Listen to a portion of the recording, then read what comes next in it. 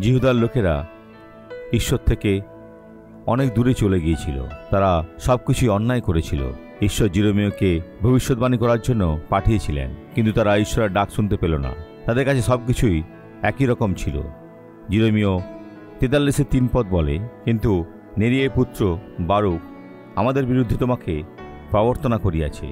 আমাদের ওকে কলদীয়ের হস্তে সর্বদা সেই ব্যক্তি যে ঈশ্বরের সেবা করে না, যে এমন কিছু আবিষ্কার করে যা সত্য নয়, যেন তাহারা আমাদের ওকে বধ করে কিংবা বন্দি করিয়া বাবিলে লইয়া যায়। আর তারা হেরে গেল, কারণ বারুক ছিলেন না। এটা ছিল ঈশ্বরের আত্মা যা জিরোমিওর মাধ্যমে কথা বলেছিলেন। আসুন এখন প্রার্থনা করি। পিতা, আমি প্রার্থনা করি, আমি তোমাকে ডাকি, প্রভু আমার ঈশ্বর, আমি এখন এই ব্যক্তির জীবনকে আশীর্বাদ করছি যিশুর নামে। তারা এই সমস্যা থেকে মুক্তি পাবে। যাই হোক না কেন, এখন আমার সাথে বিশ্বাস করুন। তাদের জীবনের প্রতিটি মন্দকে আমি বাঁধি, আমি ফেলে দিই এবং বলি, চলে যাও যিশুর নামে। আর আপনি বলুন, আমেন। ঈশ্বর আপনার মঙ্গল করুন।